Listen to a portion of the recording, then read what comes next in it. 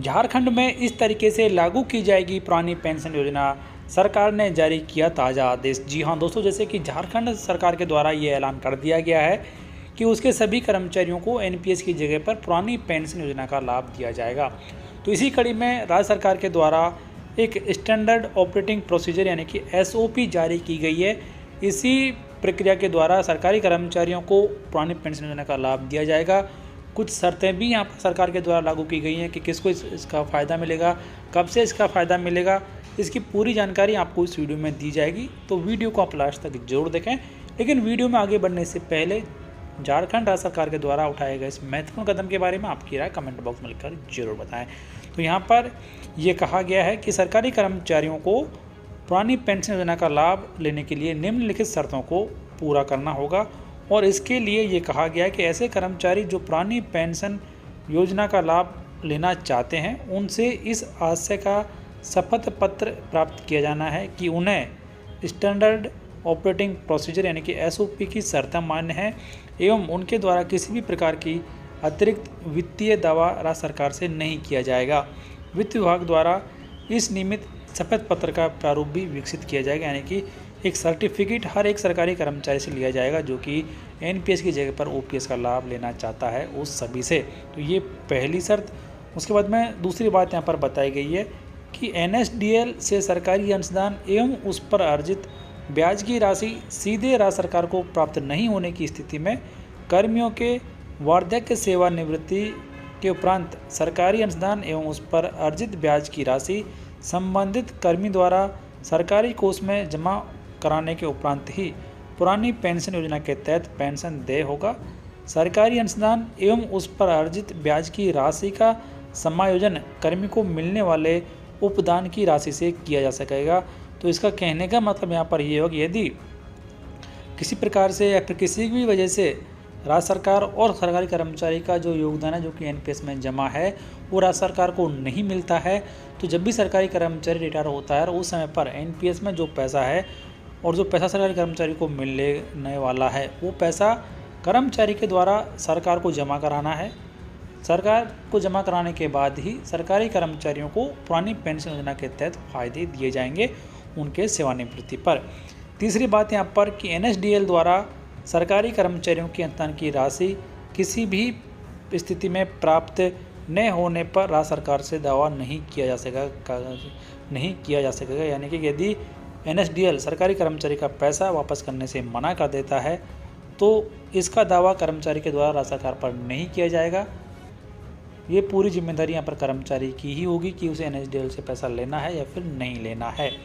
उसके बाद में चौथी बात यहाँ पर कि झारखंड राज्य के सरकारी कर्मचारियों के द्वारा दिए गए विकल्प के आधार पर दिनांक 1 सितंबर 2022 से पुरानी पेंशन योजना को बहाल किया जाना है, यानी कि 1 सितंबर 2022 से पुरानी पेंशन योजना का लाभ सरकारी कर्मचारियों को दिया जाएगा। शपथ पत्र में पुरानी पेंशन योजना चयन करने वाले कर्मियों की नई अंशदायी पेंशन योजना के अंतर्गत वेतन से की जा रही 10% मासिक अंशदान की कटौती दिनांक 1 सितंबर 2022 से समाप्त हो जाएगी तथा झारखंड सामान्य भविष्य निधि अधिनियम प्रावधानों के अनुसार मूल वेतन से कटौती की जाएगी। तो इस तरीके से अब यहाँ पर जो कटौती है वो एनपीएस की बंद कर दी जाएगी, लेकिन उसकी जगह पर जीपीएफ नियमों के अनुसार जो भी कटौती है वो सरकारी कर्मचारी की सैलरी से की जाएगी। लेकिन सरकारी कर्मचारियों से जुड़ी हुई हर एक ताज़ा अपडेट और उस अपडेट की कॉपी प्राप्त करने के लिए आप हमारी वेबसाइट governmentemploriescorner.in को चेक करें। इसका लिंक भी आपको इस वीडियो की डिस्क्रिप्शन में मिल जाएगा। छठी बात यहाँ पर बताई गई है कि सरकारी अंशदान एवं उस पर अर्जित ब्याज की राशि एनएसडीएल से प्राप्त होने की स्थिति में भविष्य के पेंशनरी दायित्वों के भुगतान हेतु लोक लेखे के अंतर्गत अलग निधि में रखा जाएगा एवं प्रतिवर्ष गत वर्ष के पेंशनरी दायित्वों के नियमित पेंशन निधि में निवेशित किया जाएगा और उस निवेश के संबंध में अलग से निर्णय लिया जाएगा। यानी कि यदि एनएसडीएल से कर्मचारी का पैसा वापस सरकार को मिल जाता है